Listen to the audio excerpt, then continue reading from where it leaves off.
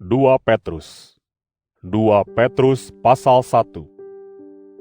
Dari Simon Petrus, hamba dan rasul Isa Al-Masih, kepada semua orang yang telah memperoleh iman yang sama indahnya dengan iman kami, karena apa yang benar yang berasal dari Tuhan kita dan penyelamat kita, Isa Al-Masih. Bagimu dilimpahkan anugerah dan sejahtera, sementara kamu mengenal Allah dan Isa, junjungan kita yang ilahi. Segala sesuatu yang berguna untuk hidup dan kesalehan telah dianugerahkan kepada kita oleh kuasa ilahinya melalui pengenalan terhadap Dia, yang telah memanggil kita kepada kemuliaan dan kebaikannya. Melalui hal itu, Ia telah menganugerahkan kepada kita janji-janji yang berharga dan luar biasa besarnya, supaya dengan itu kamu memperoleh bagian dalam keilahiannya dan terlepas dari kebinasaan di dunia akibat keinginan jahat. Oleh karena itu, dengan segala upaya, tambahkanlah pada imanmu kebaikan, dan pada kebaikanmu pengetahuan, pada pengetahuan penguasaan diri, pada penguasaan diri ketekunan, pada ketekunan kesalehan, pada kesalehan kasih persaudaraan, dan pada kasih persaudaraanmu kasih terhadap semua orang. Karena jika semua hal itu ada di dalam dirimu dengan berlimpah-limpah, maka kamu akan berhasil dan berbuah dalam mengenal Isa Al-Masih, junjungan kita yang ilahi. Sedangkan orang yang tidak memiliki semua hal itu sama seperti orang yang buta dan berpandangan picik. Ia lupa bahwa ia telah disucikan dari dosa-dosanya yang dahulu. Oleh sebab itu, hai saudara-saudaraku, berusahalah lebih lagi, agar panggilan dan pilihannya atas kamu menjadi teguh. Karena jika kamu melakukan semua itu, maka sekali-kali kamu tidak akan tersandung. Dengan demikian, oleh kemurahannya kelak, kamu akan diberi hak penuh untuk masuk ke dalam kerajaan kekal, yaitu kerajaan yang diperintah oleh Isa Al-Masih, junjungan yang ilahi dan penyelamat kita. Oleh sebab itu, aku bermaksud untuk selalu mengingatkan kamu mengenai semua hal itu, walaupun kamu sudah mengetahuinya dan tetap teguh di dalam kebenaran yang telah kamu terima. Lagi pula, menurut anggapanku, selama aku masih mendiami kemah ini, sudah sepatutnya lah apabila aku terus-menerus mengingatkan kamu. Sebab aku tahu bahwa aku akan segera menanggalkan kemahku, seperti telah diberitahukan kepadaku oleh Isa Al-Masih, junjungan kita yang ilahi. Namun, aku akan berusaha supaya sepeninggalku kelak, kamu dapat mengingat semua hal itu setiap saat. Kami sudah memberitahukan kepadamu mengenai kuasa dan kedatangan Isa Al-Masih, junjungan kita yang ilahi itu. Semua itu bukanlah dongeng yang dibuat oleh kecerdikan manusia, karena kami adalah saksi mata dari kebesarannya. Ia menerima kehormatan dan kemuliaan dari Allah Sang Bapa ketika suara dari Yang Maha Mulia datang kepadanya, "Inilah Sang Anak yang kukasihi, kepadanyalah aku berkenan." Suara itulah yang kami dengar dari surga ketika kami sedang bersama-sama dengannya di atas gunung yang suci itu. Selain itu, pada kami juga ada kata-kata nubuat yang lebih meneguhkan. Sebaiknya kamu pun memperhatikannya, karena kata-kata nubuat itu sama seperti pelita yang bercahaya di tempat yang gelap, sampai hari menjadi terang dan bintang timur terbit di dalam hatimu. Hal terutama yang harus kamu ketahui ialah bahwa tidak ada satu nubuat pun dalam kitab suci yang berasal dari penafsiran manusia, karena tidak pernah ada nubuat yang muncul atas kehendak manusia, melainkan karena didorong oleh Ruh Allah. Orang-orang menyampaikan firman yang asalnya dari Allah. 2 Petrus pasal 2. Dahulu telah muncul nabi-nabi palsu di antara umat Allah. Kelak di antara kamu pun akan ada guru-guru palsu. Dengan cara sembunyi-sembunyi, mereka akan memasukkan ajaran-ajaran sesat yang memimpin orang pada kebinasaan. Mereka pun akan menyangkal sang penguasa yang telah menebus mereka, sehingga dengan segera mendatangkan kebinasaan atas diri mereka. Banyak orang akan menuruti hawa nafsu mereka yang cabul. Jalan kebenaran pun akan dihujah karena mereka. Lagi pula, karena tamaknya, mereka akan mencari keuntungan dari kamu dengan perkataan yang dibuat-buat. Sejak dahulu kala, hukuman tidak lengah bagi mereka dan kebinasaan tidak tertidur. Para malaikat saja tidak disayangkan Allah ketika mereka berbuat dosa.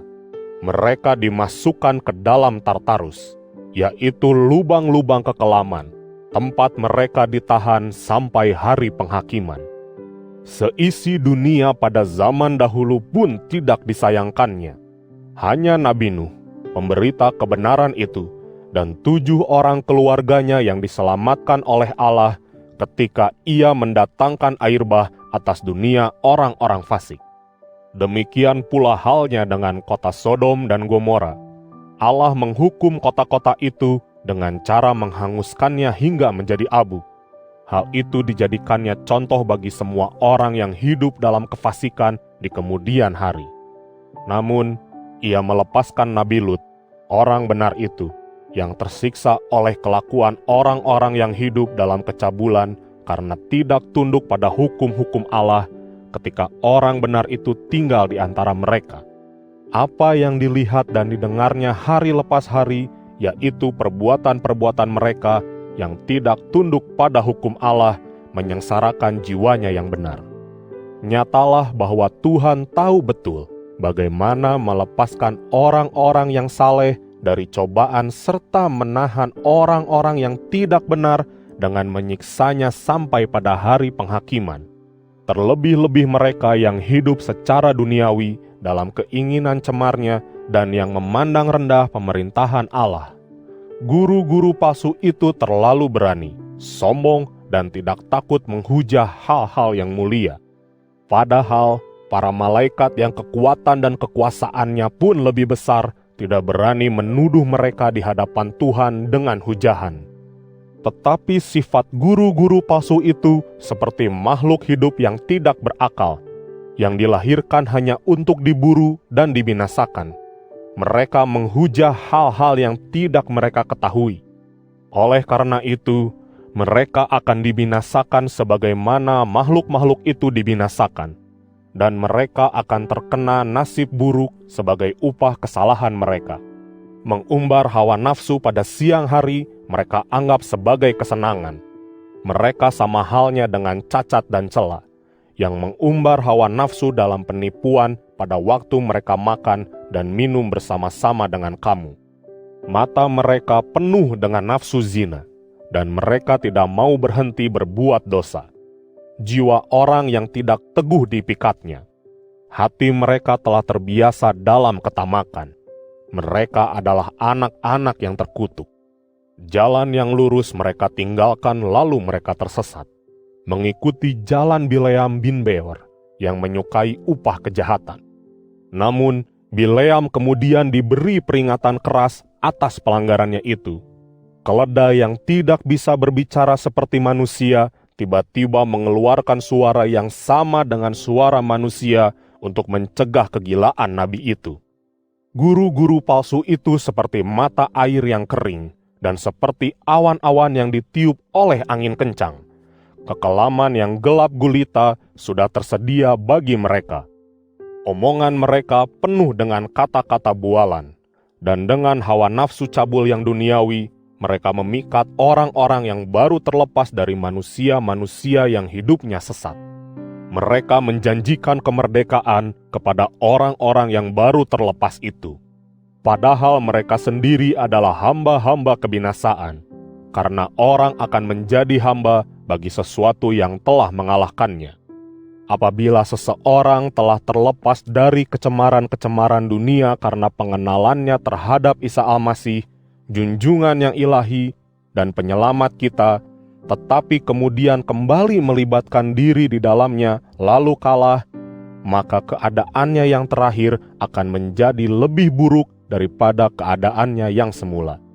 Karena lebih baik baginya jika ia tidak mengetahui jalan yang benar, daripada mengetahuinya tetapi kemudian berpaling dari perintah yang suci, yang telah disampaikan kepadanya itu. Jika demikian halnya, maka yang terjadi atas dirinya itu sama seperti ibarat berikut ini yang kebenarannya telah teruji. Anjing kembali pada apa yang telah dimuntahkannya, dan babi yang telah dimandikan kembali berkubang di dalam lumpur. 2 Petrus pasal 3. Surat ini adalah surat kedua yang kutuliskan kepadamu, hai saudara-saudara yang kukasihi. Dalam kedua suratku, aku berusaha untuk membangkitkan pengertianmu yang murni dengan memberimu peringatan, yaitu supaya kamu mengingat firman yang dahulu telah disampaikan dengan perantaraan para nabinya yang suci, serta mengingat perintah junjungan yang ilahi dan penyelamat kita, sebagaimana telah disampaikan oleh para rasulmu kepadamu. Hal terutama yang harus kamu ketahui ialah bahwa pada hari-hari terakhir akan datang para pengolok dengan olok-olok mereka, yaitu orang-orang yang hidup menurut keinginan mereka sendiri saja. Mereka akan berkata, "Mana janji tentang kedatangannya itu? Karena sejak nenek moyang kita tertidur untuk selamanya, segala sesuatunya tetap sama, seperti sejak awal penciptaan." Dengan sengaja mereka melupakan hal ini, yaitu bahwa sejak dahulu kala sudah ada langit dan juga bumi oleh sabda Allah. Bumi dibentuk dari air dan dengan air, dan oleh air itu juga dunia yang ada pada masa itu binasa, diliputi oleh air bah. Tetapi oleh sabda Allah yang sama, langit dan bumi yang ada sekarang ini pun telah disimpan bagi api, dipelihara sampai pada hari penghakiman dan kebinasaan orang-orang fasik. Namun, jangan lupakan hal yang satu ini, hai saudara-saudara yang kukasihi, yaitu bahwa bagi Tuhan satu hari sama seperti 1000 tahun, dan 1000 tahun sama seperti satu hari. Tuhan tidaklah berlambat-lambat menepati janjinya, seperti dikatakan oleh orang-orang yang menyangkanya demikian. Tetapi Ia panjang sabar terhadap kamu, karena Ia tidak mau ada seorang pun yang binasa, melainkan supaya semua orang datang kepada pertobatan. Meskipun demikian, kelak hari Tuhan akan datang seperti seorang pencuri. Pada hari itu, langit akan lenyap disertai dengan bunyi yang dahsyat, dan semua unsurnya akan hancur terbakar.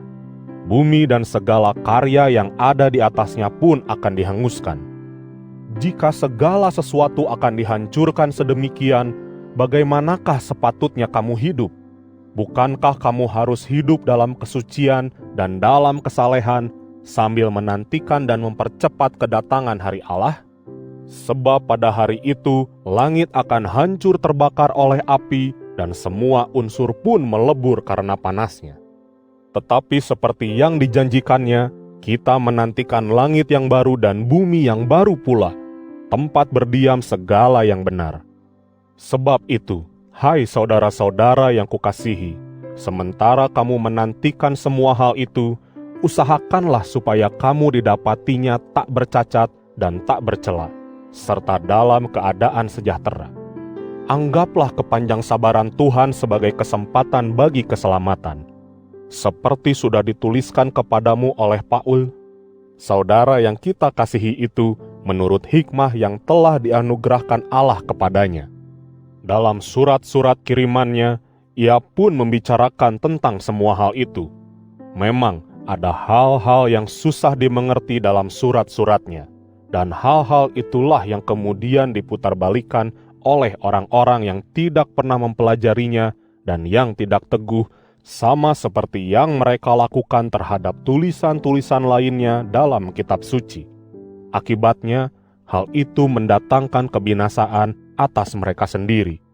Hai saudara-saudara yang kukasihi, karena hal-hal itu sudah kamu ketahui lebih dahulu, Maka berjaga-jagalah kamu supaya jangan sampai kamu terhanyut oleh kesesatan orang-orang yang tidak tunduk pada hukum Allah, lalu keteguhanmu itu runtuh.